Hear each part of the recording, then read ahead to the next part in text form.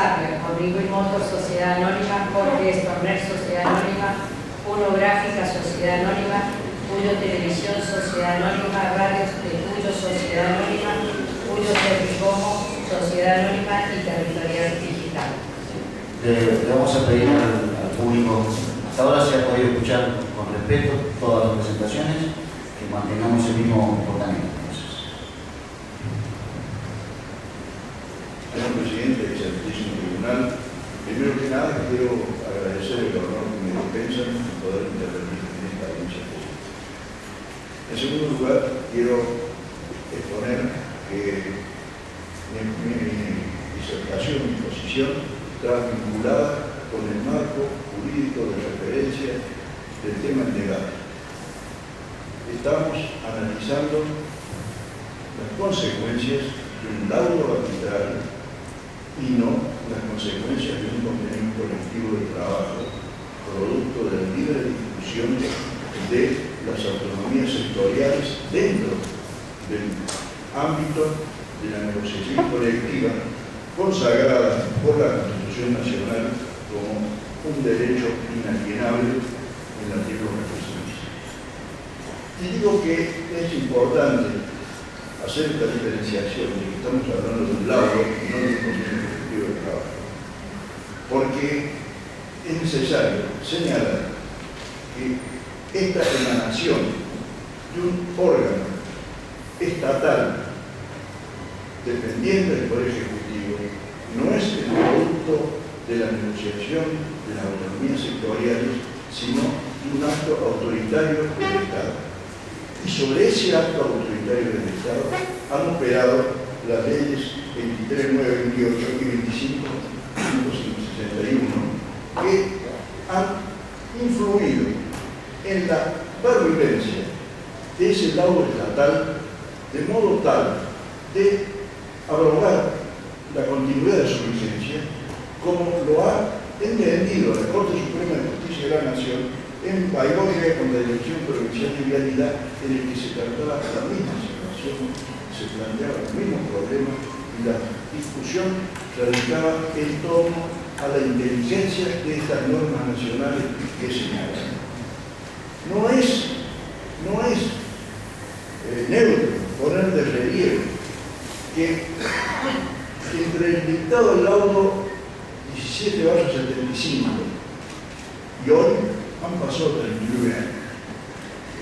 Y esto tiene que ver con la necesaria identificación de la estructura de la negociación colectiva, que tiene como base el intercambio de posiciones, de discusiones, de antagonismos y de búsqueda de acuerdo, que es la base de la negociación colectiva, que tiene referencia con el momento en que las partes viven sus determinadas circunstancias que tienen que ver con condiciones de trabajo y con condiciones salariales. No es lo mismo una discusión de un convenio colectivo de trabajo cuando no existía la tecnología informática de hoy, hace 39 años, cuando se dictó el laudo 17/75, que una discusión de un convenio colectivo de hoy con un marco absolutamente diferente y con una realidad sociopolítica del país absolutamente distinta. Desde el laudo a hoy hemos tenido, entre otras cosas, la prohibición de la negociación colectiva por las sucesivas instancias de dictadura que ha padecido el país. Hemos tenido 4 años sin negociación colectiva después de restablecer la democracia en un craso error de la institucionalidad argentina. Hemos tenido años en que no se negociaron convenios colectivos porque imperó la década de la flexibilidad laboral que le impedía a los trabajadores negociar en condiciones dignas. Hemos tenido situaciones límites en el país a punto de la quiebra. Y esto ha modificado las condiciones del país. En consecuencia, hay sostener la pervivencia de este laudo 17/75 es plantear una cristalización de normas que no se compadecen con la realidad para la que podría ser destinada. Pero hay una cosa que es muy importante, señor presidente.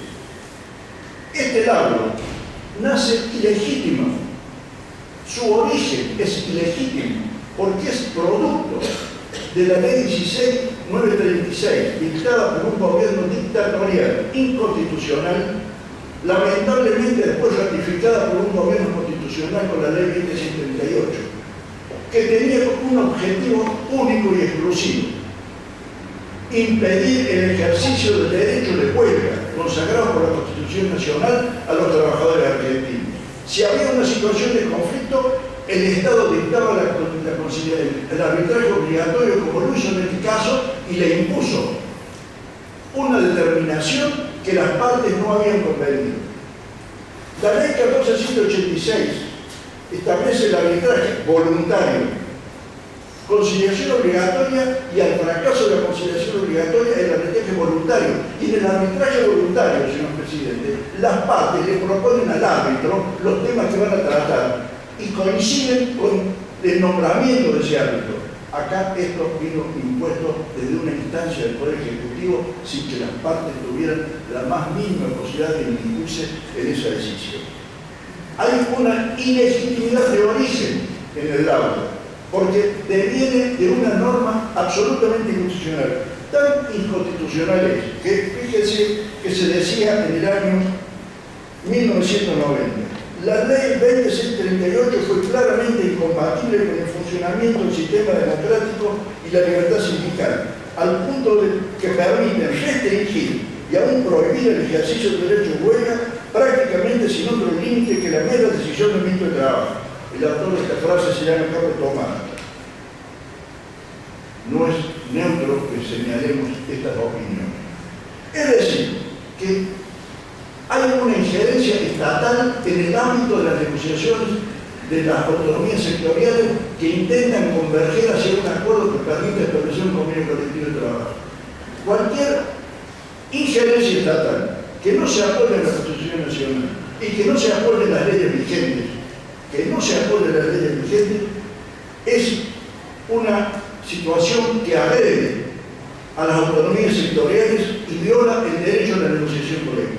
Y por si fuera poco, el laudo 17/75 resuelve esta petita porque plantea soluciones que las partes no habían propuesto ni estaban dentro de la de posiciones esgrimidas en la discusión. Los órganos de control de la Organización Internacional del Trabajo, señor presidente, descreen del arbitraje obligatorio.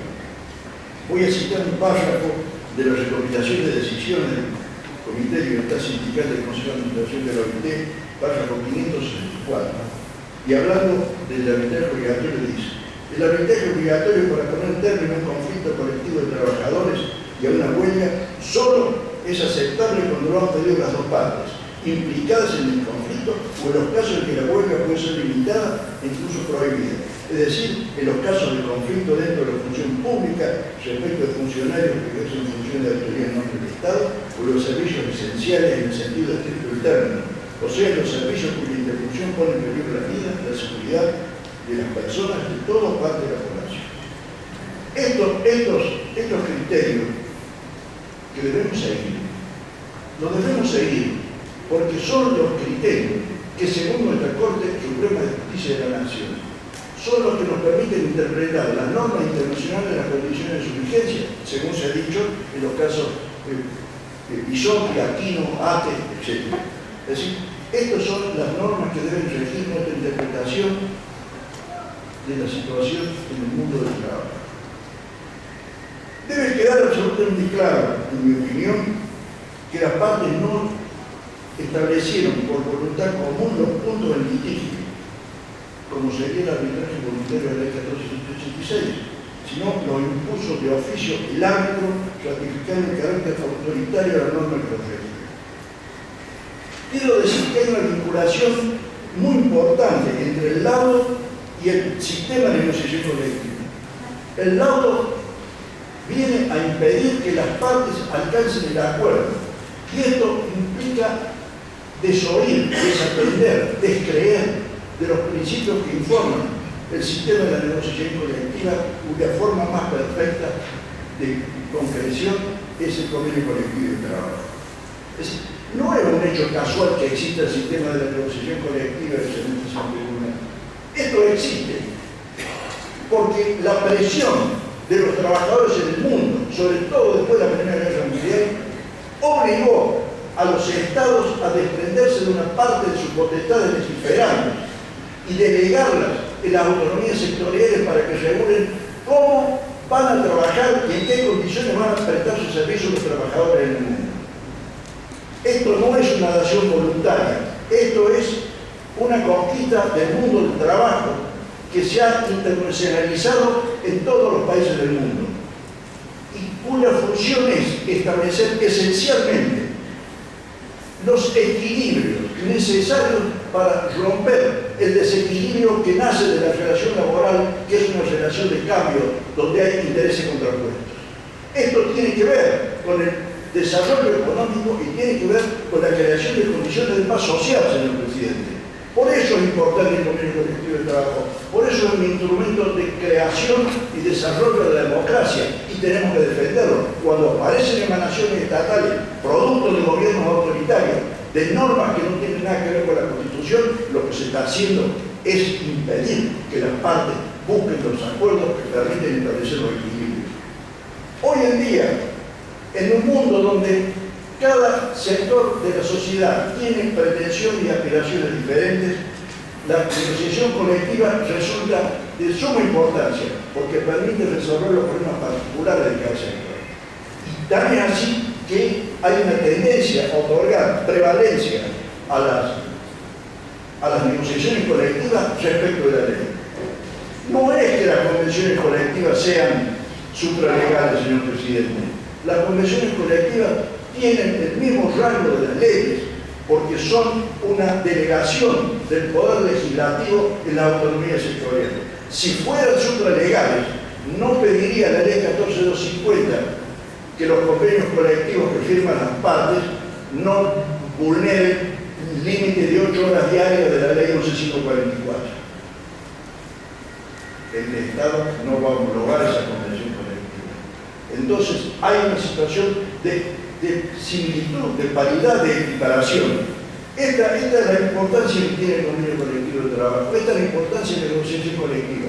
Y cuando enfrentamos emanaciones autoritarias que impiden la negociación colectiva y que frente a las dificultades de la negociación colectiva le niegan a los trabajadores el último recurso, como dice el Comité de Libertad Sindical, de acudir a la huelga, estamos en presencia de situaciones que son írritas respecto del funcionamiento adecuado del mundo del trabajo.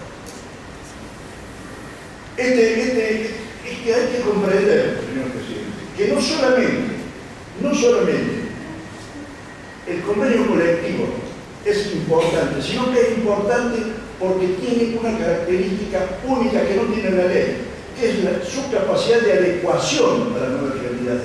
Se renueva permanentemente y en cada renovación del convenio colectivo de trabajo las partes tratan de adecuar las necesidades de hoy, que son diferentes a las necesidades de hace 2, 3 o 5 años atrás. Esta posibilidad de renovación es lo que les permite a las autonomías sectoriales poder adecuarse a los nuevos momentos. Es que se genera un proceso que es importante tener en cuenta. La negociación colectiva implica una relación dialéctica. El convenio anterior es la tesis que es enfrentada por la antítesis que plantea el sector de los trabajadores cuando hace un reclamo de actualización de las condiciones de trabajo. Y la síntesis de ese proceso dialéctico es el acuerdo que alcanza las partes. Un acuerdo que debe ser producto de la negociación. Si esto no se tiene en cuenta, si esto no se advierte, estamos enfrentando lo que nos recomienda, lo que nos aconseja, lo que nos impone el artículo 14 bis de la Constitución Nacional en su segundo párrafo y, por supuesto, los convenios 87, 98 y 154 de la OIT que forman parte de nuestro derecho positivo. Pero hay un tema más.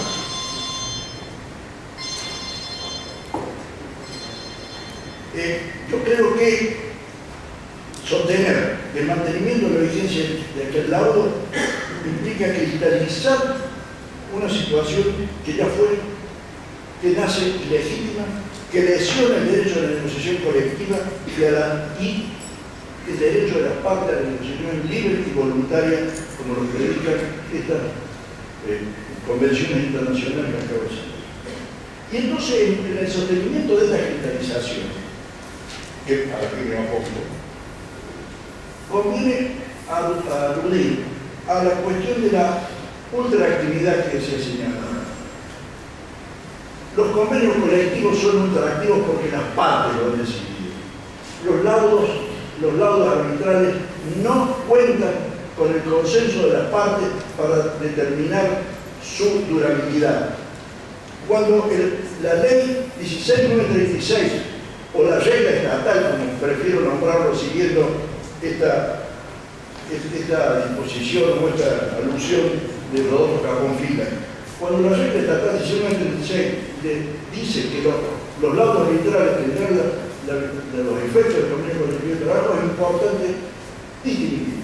Los efectos del convenio colectivo de trabajo hacen referencia al ámbito de aplicación personal del convenio, al ámbito de validez territorial del convenio, a las relaciones de este convenio con convenios anteriores, a la vinculación de este convenio con sistemas de articulación de convenio, pero no a la duración. La duración no es un efecto del convenio colectivo de trabajo. La duración es esencialmente una determinación que debe ser libre y voluntaria de las partes, y acá no ha habido una determinación libre y voluntaria de las partes, sino una imposición. Gracias. Dice uno de nuestros más talentosos juristas del derecho del trabajo, Héctor Omar García: la doctrina es coincidente en que el fundamento jurídico de la ultraactividad reside en la preocupación del legislador por evitar el supuesto peligro de anarquía que, según prevenía Contorchín, podría afectar los contratos individuales de trabajo con motivo del vencimiento de la convención colectiva sin haberse estipulado una nueva que la sustituya. Y señala en apoyo a su tesis opiniones convergentes de figuras tales como de Beani, Ramírez Pompo, Lorenzetti, Zamorano, entre otros. Es que la ultraactividad es un puente entre dos momentos de la negociación colectiva, un puente entre lo que fue y un puente entre lo que va a ser. Es un puente para permitir que las partes puedan alcanzar el acuerdo. No es una negación de la negociación, es una incitación a la negociación. Señores, les mantengo lo que está establecido en el convenio anterior para que no estén urgidos a tomar decisiones que no quieren tomar y que puedan discutirlas y llegar a un acuerdo beneficioso para ambas partes. Es una rueda de auxilio, un mecanismo que va a auxiliar el desarrollo de la negociación colectiva, nunca una forma de cristalización de la negociación colectiva.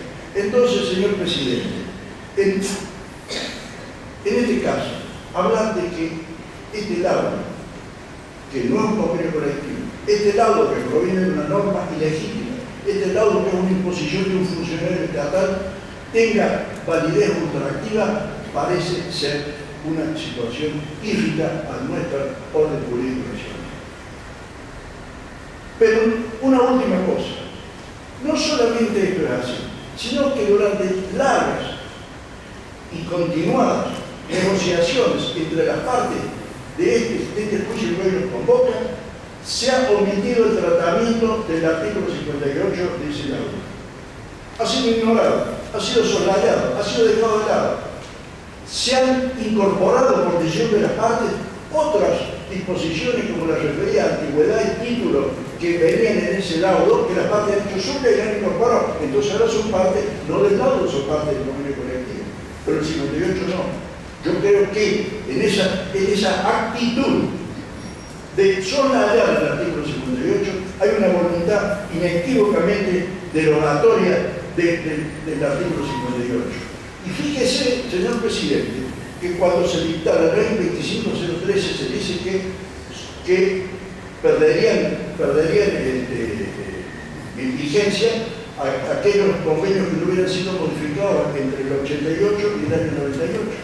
Y el convenio de prensa de Mendoza en esos 10 años recibió varias modificaciones, de modo que no entraba en las posibilidades de la ley 25013, ni tampoco entró en la posibilidad de la 25250, porque la 25-50 decía que para terminar con la última actividad el Ministerio de Trabajo debía convocar las partes y no lo hizo nunca.